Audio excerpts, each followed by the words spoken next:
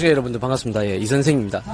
오늘은 여기 제가 이게 집회에 참여했다가 귀하신 분을 제가 우연히 이렇게 만나 뵙게 되었습니다. 요분은 이제 1980년도 5.18 당시에 전남 매일신문의 이사회부 소속 팀장 하셨는데 그때 당시에 요 5.18에 대한 사건을 취재를 직접 담당하셨던 분입니다. 그래서 지금 5.18 유공자 명단이 어떻게 해서 이렇게 많이 늘어났는지에 대한 비밀을 본인이 취재했던 경험을 바탕으로 말씀을 해주신다고 하니까 한번 얘기를 한번 들어보도록 하겠습니다. 예, 반갑습니다. 네, 고맙습니다.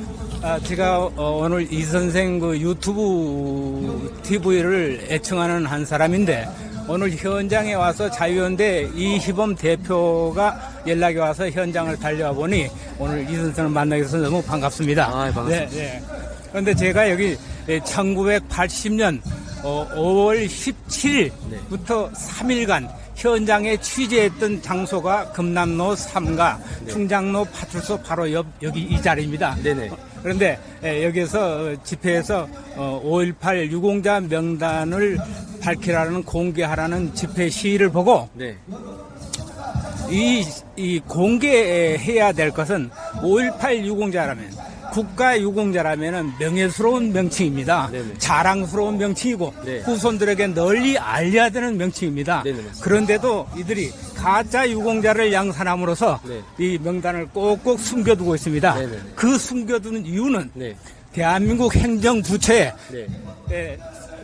편지에도 없는 원호처, 네. 보훈처가 주관해야 될 이 민주화 유공자 심사를 네. 광주광역시 네. 민주선양과라는 네. 해계한 과에서 담당을 하고 있습니다. 민주선양과. 민주선양과입니다. 네네네. 이 담당을 하고 있는 것이. 네. 그러면 5.18 유공자의 명단이란 것은 네. 저희들이 봤을 때 네. 폭도화되지 않고 네. 무장 시위가 되지 않은 상태에서 네. 5.18 시위 데모 하다가 네. 부상을 당했거나 네. 구금을 당했던 사람들 명단은 5,600명에 불과합니다. 네. 그러면 5,600명이 네. 그 민주화 유공자로 해가지고 네. 국가의 보상을 받는다는 것은 이해할 수 있으나 네. 나머지 5,100여 명이 네네. 전부 가짜 유공자입니다. 네네. 이들 가짜 유공자는 네. 민주화 선양가라는 광주광역시에 있는 네. 이 담당 부서에서 네. 인후 보증으로 네. 1인 이상 네. 보증만 쓰면은 네네.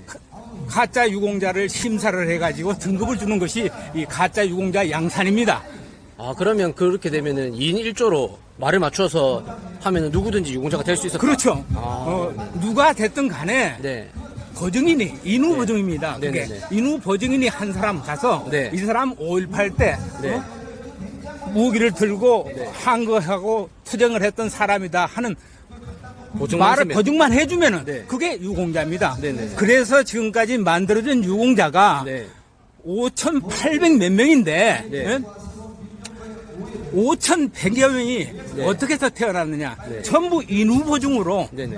이렇게 해서 만들어졌으니까 네네. 3년 전까지 해서 7차 심사를 마쳤습니다. 광주광역시가. 네. 그러면 1차에 네. 유공자로 포상 승격을 한 사람들이 800여 명에서 1,000명이 이릅니다. 네. 그래서 3년 전에요. 그렇죠. 네네. 3년 전부터 네. 7차까지 심사를 했어요. 네. 그래 7차 심사에서 했으니까 연간 네. 800명, 700명이 이렇게 가짜 유공자가 양산되는 것입니다. 네네. 이 시점이 어느 때부터 됐느냐? 네. 김대중 정권이 들어서서 네.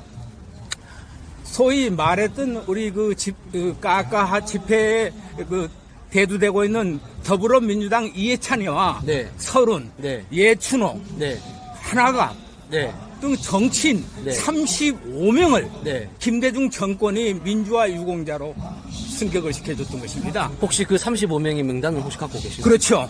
저희들은 명단을 다 가지고 있습니다. 네네네. 네. 그러면 그들이 네. 과연 민주화 운동에 앞장을 섰던 사람인가? 네. 그 명단을 요구를 하는데 네. 이 사람들은 이 정권에서는 죽어도 그 명단을 내놓지 않습니다. 네네. 명단 내놓은 날이 자기들 목숨을 달리하는 날입니다. 네. 그렇기 때문에 이런 가짜 유공자 명단을 밝혀야 되는 것이 그 일입니다. 그리고 또 간절하게 그 유공자 명단이 온 국민이 알아야 될 것은 네. 이들 유공자 명단이 한 사람 선정되면은 네. 4,300만 원에서부터 5천만 원은 기준으로 기본으로 나갑니다. 네네네. 그러면 이들 유공자 하나 만들어내는데 네. 보증을 섰던 사람들이 네. 500만 원이나 1000만 원을 받고 보증을 섰던 사실은 부지기수입니다. 그래서 이들이 이 명단을 공개를 못하는 것입니다. 아, 그러면 그 중간 과정에서 돈을 받고 소개시켜주는 브로커가 있었다. 그렇죠. 그렇죠. 예, 몇 년 전에 네네. 검찰에서 네네. 이미 광주 민주화 운동 허위 보상 신청을 했던 네. 100여 명을 이미 기소까지 해서 네. 형을 때렸지 않습니까? 예? 네. 그래서 모든 그 인원이 네. 어쨌든 간에 5천여 명이라는 인원은 전부 가짜 민주화 유공자를 양산한 것입니다. 네네. 그러면 왜 이게 민주화 유공자가 되느냐? 네. 1997년도에 네. 김영삼 정권이 네. 대법원 판결로 네. 소급 입법을 해가지고 네. 일사부대리 원칙도 무시하고 네. 소급 입법을 해서 민주화 운동으로 만들었던 거 아닙니까? 네네, 맞습니다. 당초에는 반란이었던 것이에요. 네. 김대중은 반란으로 네. 사형 선고까지 받았던 거 아닙니까? 네네. 그래서 김대중이가 네. 전두환 전 대통령에게 네. 살려달라고 양심 선언까지 하고 구명운동까지 했던 것 아닙니까? 네네. 그래서 전두환 전 대통령이 사면까지 해줬던 것입니다. 네네. 네, 그게 바로 오늘의 5.18 민주화 유공자가 정권을 휘두르는 업체로 등장했던, 권력으로 등장했던 것이 바로 이겁니다. 네. 그리고 또 한 가지 오늘 새삼스럽게 39년 만에 네. 이런 새삼스러운 광경을 보았습니다. 네. 이 현장에서, 집회 현장에서 20m 올라가면은 네. 충장로 파출소입니다. 네네네. 그리고 이 현장이 어디냐 하면은 80년 광주 사태 당시에 네. 황금 뭡니까 충장 지하상가 조성지였습니다. 네네네. 지금 지하상가가 있습니다. 이 네네, 밑에. 맞습니다. 이 지하상가를 조성하면서 네. 돌과 벽돌 조각이 많이 올라와 있을 거 아닙니까? 네. 이 거리를 네.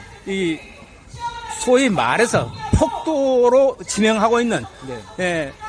카톨릭 농민의 네. 이렇다면 한평 출신 카톨릭 농민의 서경원이 네. 간첩이 아니었습니까? 네네. 네, 간첩으로 네. 김대중에게 김일성의 공작금 10,000불인가 20,000불을 받아다가 건네줬잖아요. 네네네. 그게 네. 카톨릭 농민의 이 5.18 사태를 주도했던 것입니다. 네. 그래서 광주 교도소에는 네. 2,700명의 죄수들이 있는데 네. 비전향 장기수가 네. 250명이 들어있습니다. 네. 대한민국 내에 네. 간첩들, 네.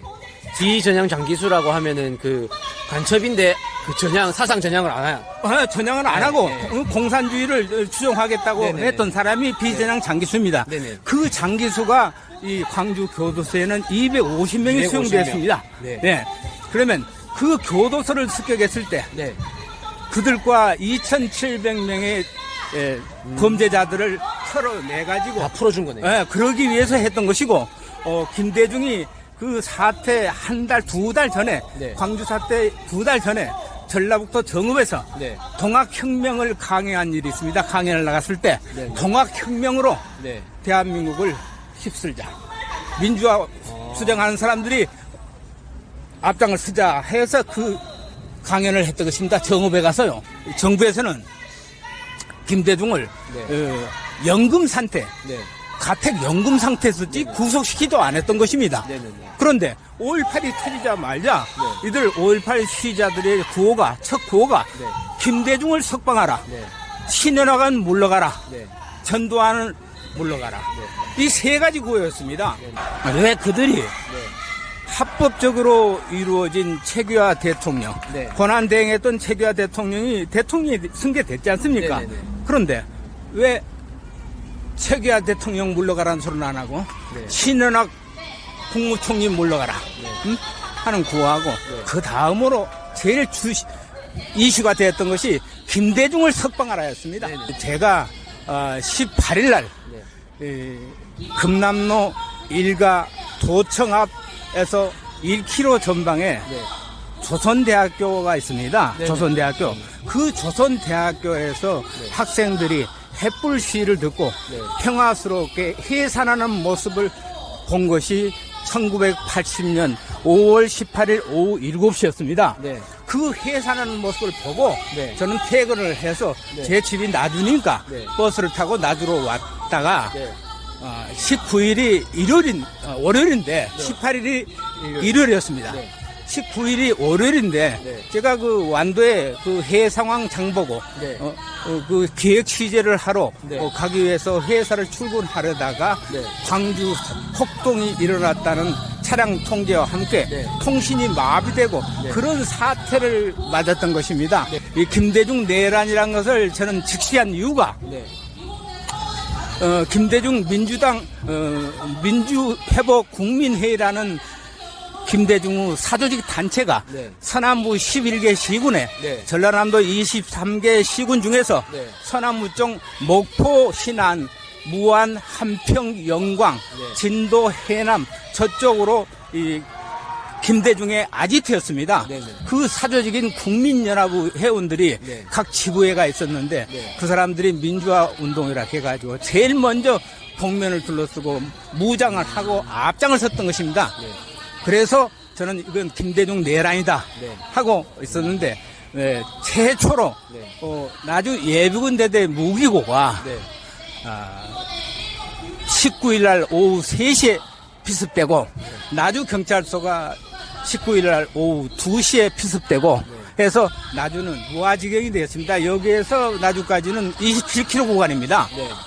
그래서 제일 먼저 제가 그 김대중 내란이라는 것을 직시하고 사무실 집으로 돌아와서 전화를 하려고 그러니 전부 통신이 마비됐던 것이었습니다. 마비되었던 판에 저한테 협박 전화가 그때부터 오게 된 것입니다. 김대중 민주화 운동했던 사람들이 그때 당시 저희들의 호칭을 유신 언론이라고 했습니다. 유신 언론이. 유신 잔당, 유신 이중대 이렇게 호칭을 했는데 유신 언론인 기다려라 방문할 테니 하는 협박 전화가 저희 집으로 계속 오게 된 겁니다. 그래서 이건 김대중이 내란이고 잘못하면 나 죽는다 해서 제가 피신한 것이 나주 예비군 대대로 피신을 하게 된 것입니다. 그때 당시 3만 은민이었던 나주읍이 제2의 6.25 전쟁을 만났듯이 전부 피난민 행렬이었습니다. 왜 그러냐면 광주 도청 소재지가 있는 광주로 학교를 갔던 공무원들 출퇴근했던 사람들이 전부 마비돼서 오도 가도 못하니까 광주 폭동이 났다고 그러니까 벌써 피난민들이 생겨가지고 자식들 공부하는 학생들 하수고는 학생들 찾으러 가는 부모들이 걸어서 66km를 걸어가는 피난 행렬이 생겼고 모든 상가는 철시를 했던 것입니다. 그래서 그랬던 것이 결국은 민주화 운동으로 바뀌는 과정이 1997년도 김영삼 정권에서 소위 말하는 비자금 3천억 원 민정당 통합하는 바람에 이렇다면 노태우한테 승계받았던 김영삼이가 이렇다면 그 통합해가지고 3천억의 비자금 폭로를 그때 당시 국회의원 박계동 의원이 폭로를 하게 된 겁니다. 그래서 김영삼이가 붙들려가지 않으려고 그때 당시 김대중이는 내가 20억 노태우한테 비자금을 받았어 하고 고백을 했던 것입니다. 그러면 김영삼이는 3천억을 받은 사람이니까 제일 먼저 죽게 됐으니까 김영삼이가 짜낸 것이 민주화로 합의를 본 겁니다. 그렇죠. 5.18 특별법. 대통령 권한으로 5.18 특별법을 만든 것입니다. 그래서 소구비법으로 이미 내란죄로 판결이 났던 5.18 폭동을 뒤집어서 민주화운동으로 만든 것입니다. 대법원의 판결문을 보면 어처구니가 없습니다. 뭐냐? 전남 도청을 다이나마이트와 무장을 하고 점령을 해가지고 해방구로 선언했던 그들 반란군들을 무력으로 다스리려고 했으니까 무력으로 다스린 정부는 반란 행위를 했다. 그래서 이 사람들이 시민권을 주장하는 국민권 저항권을 주장했던 사람들을 탄압했으니 너희들은 거꾸로 죄를 받아야 된다 해서 뒤바가는 것입니다. 그래서 전두환 전 대통령이 형을 살게 되고 백담사를 쫓겨가고 이랬던 된 것입니다. 그래서 그 역사는 그렇게 바꿨는데 지금 김영삼 정권의 그 후예들 좀 보십시오. 그 민주화 운동으로 해서 국회의원 배지를 찾던 무리들이 지금 전부 이 나라를 흔들고 있지 않습니까?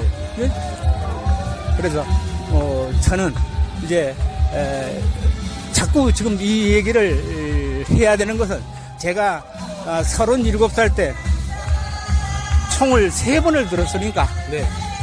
지금 제 나이가 70대 중반입니다. 네. 70대 중반. 제가 살면 얼마나 살겠습니까?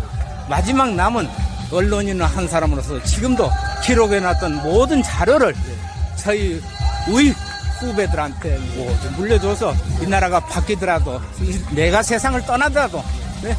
이 바른 역사가 정립돼야 되겠다 하는 그런 마음으로 여러분들이 여기를 오셨다 하니 반가운 마음에 여기까지 달려온 것입니다. 더욱이 제가 이 선생 TV를 열심히 보고 있는 애청자입니다. 네, 그래서 오늘 첫 보니까 우리 이 선생 모습이 있길래 아이고 멀리서 오셨구나 하고 인사를 드리고 이 얘기한 것입니다. 너무 감사합니다. 예. 그러면 그때 그 자료 같은 거를 제가 조금 받아볼 수가 있을까요? 그렇죠. 가지고 계신 자료 같은 거. 네, 전체적인 자료는 네. 가져온 건 없습니다만은 네. 제가 좌편향된 언론은 대한민국의 언론은 기레기 언론입니다. 네네. 그래서 거기에다는 단 한 줄도 또 실어줄 사람도 없고 네. 그래서 제일 마지막 생각한 것이 페이스북도 가끔 차단을 당하고 네네. 그렇기 때문에 유튜브로 네. 개인 방송으로 만들어서 넣습니다. 그 네네. 명칭이 김동문의 세상 바로잡기입니다. 유튜브에 김동문입니다. 김동문의 세상 바로잡기. 네. 지금 유튜브를 하고 계십니다. 네, 유튜브에 있습니다. 그래서 우리 네네. 이 선생 프로는 꼭 갖다 공유를 해서 제가 갖다 놓고 있습니다. 그러면 저희 시청자분들한테 제가 요거 잠시 소개를 해드리겠습니다. 네, 거기에 모든 자료는 나와 있습니다. 네네네. 네. 그러면 선생님 조남이 이제 김자, 동자, 문자. 문자. 네. 우리 김동자 문자 선생님께서 1980년대 5월 18일 당시에 여기 광주에 계셨고, 그때 당시 무슨 일을 하고 계셨냐면은 앞서서도 제가 말씀을 드렸지만 전남 매일신문에서 이 사회부 기자 팀장으로 재직을 하셨습니다. 재직을 하셨고, 그때 당시에 광주에서 본인이 생생하게 겪었던 내용들을 김동문의 세상 바로잡기, 김동문의 세상 바로잡기라는 유튜브 채널을 만드셨다고 합니다. 거기에 본인이 지금 광주에서 겪었던 5.18에 관한 모든 자료를 공유하고 올려놓으셨다고 하니까 여기 한번 다 들어가셔서 보시고 구독도 한번 해주시고 이걸 좀 널리 퍼뜨렸으면 좋겠네요. 네. 저는 또 궁금한 게 얘네들은 왜 그때 당시에 이 5.18 유공자에 집착을 했을까? 저는 이게 조금 궁금하거든요. 왜냐하면은 걔네들이 정치인이라면 뭐 돈이 없는 사람들도 아니고 왜 얘네들이 5.18 유공자에 집착을 해서 거기 소속이 돼서 왜 지금까지 이런 안 좋은 이미지를 만들었는가? 저는 요게 조금 궁금하거든요. 그들에게 5.18이라는 것은 어떤 의미인지 요걸 잠시 말씀해 주실 수 있을까요? 그들에게 5.18의 의미는 다른 게 없습니다. 당초 5.18 특별법 이후로 민주화 운동으로 정립되기 이전에 그들은 사회로부터 폭도로 김대중의 반란 세력으로 지목을 받고 있었던 것입니다.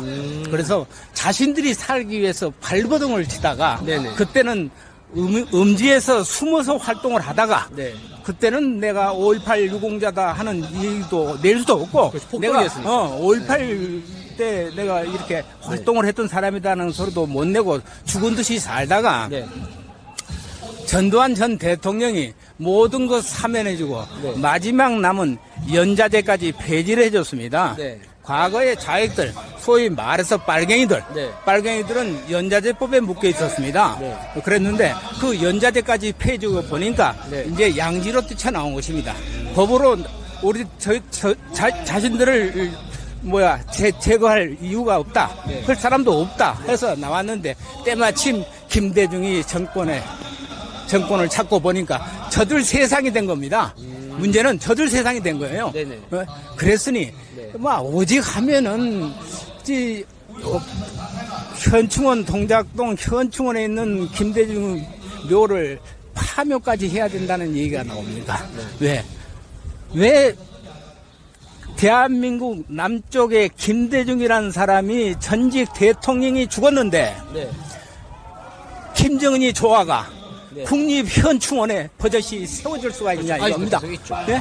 그거 있을 수 없는 일입니다. 네. 그리고 지금도 현충원을 가면요. 네. 제28 묘역에는 네. 광주 사태 때 희생당한 공수특전단 23명의 호국영령들이 네. 28묘역에 묻혀 있습니다. 네. 그들 묘비를 보면요. 기가 막힙니다. 묘비에 네. 1980년 네. 5월 24일 광주에서 전사 뭐 누구 전사해서 네. 전사로 표시되어 있습니다. 네. 그러면 광주에서 1980년 5월 18일 날 6.25 전쟁이 났단 말입니까? 그 6.25 전쟁이 났으니까 전사로 됐죠. 응? 그래서 그들 억울한 누명을 둘러쓴 그들을 위해서 저희들이 앞장을 서서 5.18 실체규명위원회를 만들어 가지고 네. 5.18 진실을 전국에 알려주겠다 하고 앞장을 섰던 것입니다. 네네. 그러다가 2011년 7월 9일 네. 광주에서 최초로 네. 5.18 진상규명으로 네. 북한군 개입이 했느냐 안 했느냐를 기자회견 하자 해가지고 네. 보수단체 대불청이 주최하는 그 현장에 저희들이 기자회견을 와놨다가 네. 5.18 부상자 동지회라는 단체의 폭도들에게 네. 화염병을 소지했습니다. 네. 그 70명에게 네. 저희들 보수단체 회원들 4명이 테러를 당했습니다. 네. 그때 지금 새삼스러운 게 지금 우리가 집회하고 있는 이 현장에 경찰들이 네. 와서 우리를 보호해주고 있는데 네. 그때는 전투경찰 1개 중대가 방성모를 쓰고 네. 앞에 우리 보호해준다고 했었지만 그 가운데 그들이 지켜보는 가운데 저희들이 테러를 당했습니다. 네? 그래서 아무튼 보수 정권 소위 중도 하는 이명박 정권 때에도 그런 폭도화된 무리들이 화염병을 들고 저희들을 집단 폭행까지 했는데 네. 이 문재인 정권 완전 좌파 정권의 수장이 하고 있는 이 절에서 그래도 깨어난 국민들이라 네. 깨어난 광주 시민들이라 네. 5.18 유공자 명단 때문에 네. 유공자가 양산되는 바람에 네.